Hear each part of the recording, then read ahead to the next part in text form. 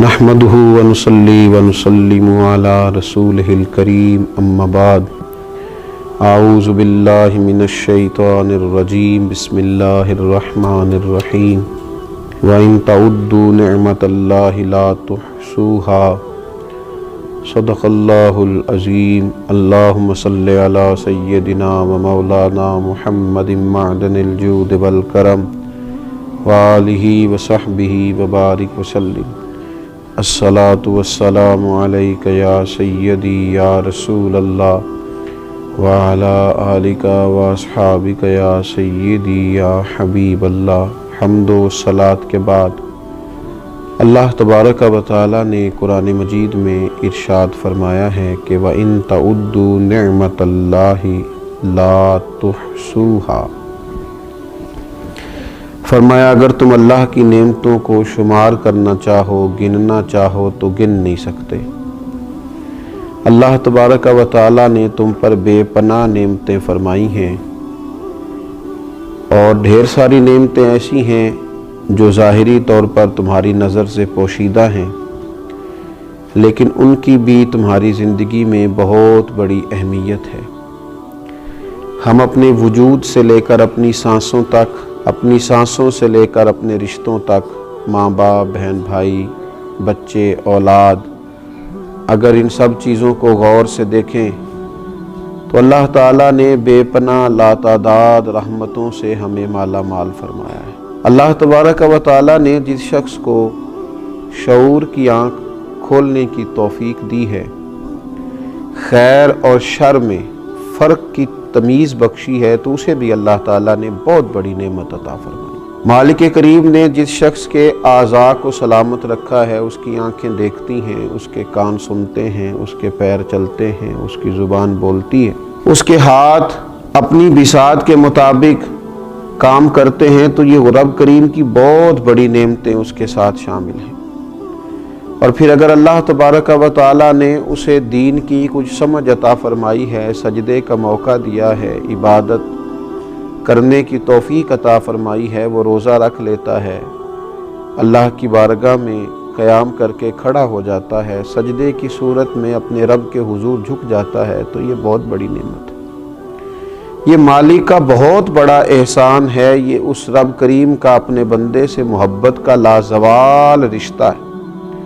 کہ اس کی بارگاہ کے اندر انسان کو حاضری کا موقع میسر آئے۔ اللہ تعالیٰ کی بے پناہ نعمتیں ہیں جن کا شمار رب کریم کا قرآن فرماتا ہے کہ ممکن نہیں ہے۔ ہم نے کرنا کیا ہے؟ اسی سورہ ابراہیم کے اندر جس میں یہ فرمایا کہ تم اللہ کی نعمتوں کو شمار نہیں کر سکتے، اسی سورہ مبارکہ میں فرمایا کہ لَإِن شَكَرْتُمْ لَأَزِيدَنَّكُمْ، اب اگر تم شکر ادا کرو گے تو اللہ تعالیٰ نعمتوں میں اضافہ فرما دے گا۔ وَلَئِن كَفَرْتُمْ إِنَّ عَذَابِي لَشَدِيدٌ، اور اگر تم کفران نعمت کرو گے، ناشکری کرو گے، تو پھر میرا عذاب بھی بڑا سخت ہے۔ ہمارے ہاں ڈھیر سارے لوگ ایسے ہیں جن کی طبیعت کے اندر شکوے پیدا ہو گئے، ان کے پاس جو ہزاروں لاکھوں نعمتیں موجود تھیں، ان کے شکر کی طرف تو کبھی ان کی طبیعت نہ جا سکی، لیکن ایک جو چیز ان کے پاس موجود نہ تھی اس کے لیے وہ تڑپتے رہے۔ وہ جو چیزیں ظاہری طور پر اور وقتی طور پر ان کو میسر نہ تھیں، اور ہو سکتا ہے اللہ تعالیٰ کی حکمت کا تقاضا ہو کہ وہ چیزیں ان کے لیے بہتر بھی نہ ہوں، لیکن ان چیزوں کے نہ ہونے کی وجہ سے انہوں نے اپنے مزاج میں شکوہ پیدا کر دی۔ اس کا سب سے پہلا نقصان تو انہیں یہ ہوا کہ ان کے مزاج میں جیسے ہی شکوہ آیا، ناشکری پیدا ہوئی، اور جو وہ نعمتیں اللہ نے انہیں دی تھی جنہیں گن نہیں سکتا تھا، ان نعمتوں کے بارے میں اس نے ناشکری کا اظہار کیا، تو یہ اتنی بڑی انہوں نے اپنے لیے روحانی تکلیف قائم کر لی کہ جس کا شمار نہیں کیا جا سکتا۔ اور پھر جیسے جیسے انسان شکوہ کرتا جاتا ہے، جیسے جیسے وہ شکایت کرتا جاتا ہے، جیسے جیسے وہ حرص ہوس میں مبتلا ہوتا جاتا ہے، اس کا دل بے چین ہوتا جاتا ہے۔ شکر کا مزاج سکون پیدا کرتا ہے، اور شکوے کا مزاج انسان کے دل میں بے چینی اور بے قراری پیدا کرتا ہے۔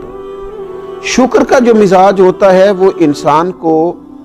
یہ احساس دلاتا ہے کہ اللہ تعالیٰ نے اسے بہت سارے اپنے بندوں میں سے اس پر اپنی خاص نظر عنایت فرمائی ہوئی ہے۔ اور یہ جو شکوے کا مزاج ہوتا ہے یہ احساس کمتری میں مبتلا کر دیتا ہے۔ انسان یہ سوچتا ہے فلاں کے پاس بڑا کچھ ہے، میرے پاس تو ہے ہی کچھ نہیں، فلاں دیکھو کہاں پہنچ گیا اور میں وہیں کا وہیں رہ گیا۔ یہ جو مزاج ہے ناشکری کا، کفران نعمت کا، یہ انسان کے دل میں کھٹکتا ہے، بے چین کرتا ہے، لوگوں کے بیچ اپنے آپ کو چھوٹا محسوس کرتا ہے، زندگی کمزوری والی جینے لگ جاتا ہے، حقارت کے ساتھ اپنا وقت گزارتا ہے۔ میرے رسول پاک صلی اللہ تعالی علیہ وآلہ وسلم ہماری اس خوبصورتی کے ساتھ تربیت فرماتے ہیں کہ جو بالکل عین ہمارے شعور کے قریب بات چلی جاتی ہے۔ حضور علیہ السلام نے ارشاد فرمایا، جب تم میں سے کوئی شخص اللہ تعالیٰ کی نعمت کی قدر کرنا چاہے، اپنے اوپر اللہ تعالیٰ کی نعمتوں کا احساس پیدا کرنا چاہے، تو وہ اپنے سے کم درجے کے شخص کو دیکھے، وہ محسوس کرے کہ میری صحت بالکل ٹھیک ہے اور دیکھو فلاں آدمی خدا کی حکمت کے ساتھ اس کے اعضاء پورے نہیں ہیں، کسی کی نظر موجود نہیں ہے، کوئی اپنے قدموں پر صحیح طرح سے چل نہیں پا رہا، کوئی بیچارہ ذہنی طور پر اعصابی طور پر کمزور ہے۔ کبھی پلٹ کر ان لوگوں کو بھی تو دیکھے جن کا قد بہت اونچا ہے، چہرہ بہت خوبصورت ہے اور ان کا وجود بڑا طاقتور ہے، لیکن ان کی پشت پر کپڑے پہ لکھا ہوا ہے کہ اس شخص کا ذہنی توازن ٹھیک نہیں ہے۔ اگر کسی شخص کو مل جائے تو فلاں ایڈریس پر، فلاں پتے پر اس کو پہنچا دیا جائے۔ تو یہ ساری چیزیں اگر زندگی میں سوچی جائیں تو نبی پاک علیہ السلام ہمیں فرماتے ہیں کہ تم اس شخص کو دیکھو جس کو بظاہر اللہ تبارک و تعالیٰ نے تم سے کم چیزیں عطا کی ہیں، اس کو جب دیکھو گے تو مقام شکر پیدا ہوگا، طبیعت کے اندر تمہارے نعمتوں کی قدر پیدا ہوگی، اپنے رب کے ساتھ تمہاری دلچسپیاں بڑھیں گی۔ اور حضور علیہ السلام ارشاد فرماتے ہیں اس شخص کو چاہیے کہ وہ اپنے سے بڑے درجے کے آدمی کو کبھی نہ دیکھے، وہ اس طرف توجہ کبھی نہ کرے کہ دیکھو یہ آدمی کہاں پہنچ گیا ہے، میں کہاں رہ گیا ہوں، اس کے پاس کتنا مال آ گیا، کتنی دولت آ گئی، اقتدار آ گیا، فلاں چیز آ گئی۔ ان چیزوں میں جتنا زیادہ الجھتا جائے گا مزاج میں ناشکری پیدا ہوگی، طبیعت میں تکلیف آئے گی، اعصاب شکن تک چیزیں پیدا ہو جائیں گی، اس کا دل بے چین رہے گا، طبیعت بے قرار رہے گی۔ تو جو اللہ نے دیا ہے اس پر جو لوگ خوش رہتے ہیں، سادہ معنی یہ ہے کہ دنیا میں خوش وہ ہے جو اپنے نصیب سے خوش ہے، دنیا میں خوش وہ ہے جو اپنے رب کی عطا پہ خوش ہے، دنیا میں خوش وہ ہے جس کو اللہ تعالیٰ نے جہاں کھڑا کیا ہے وہاں وہ پورے ذوق شوق سے کھڑا ہو گیا،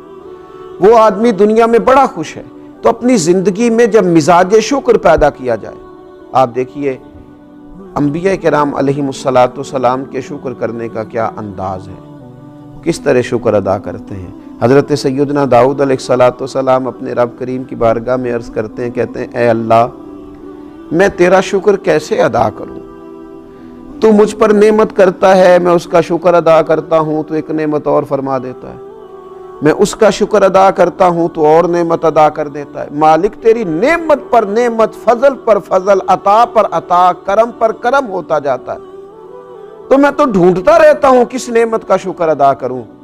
حضرت داؤد نے جب یہ بات کی تو رب کریم نے فرمایا داؤد اب تم اپنے رب کو پہچان گئے ہو، اب تم نے اپنے مالک کا شکر ادا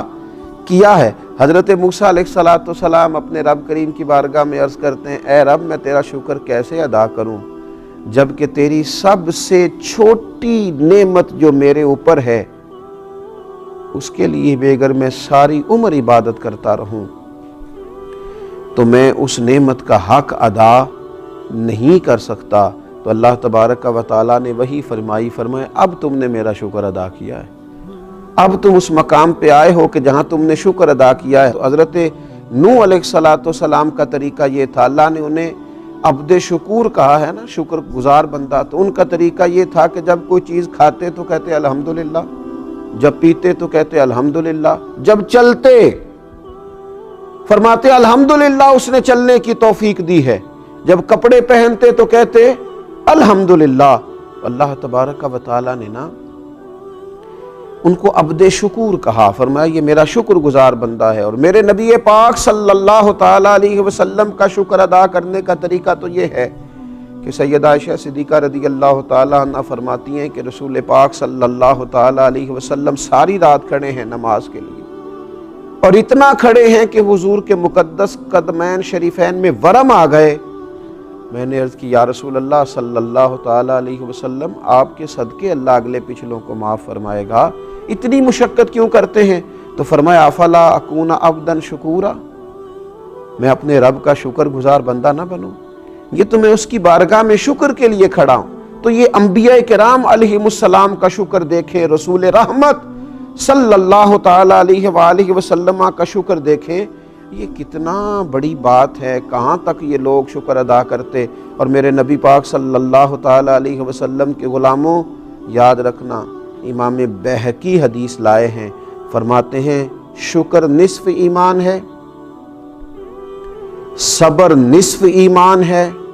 اور یقین کامل مکمل ایمان ہے۔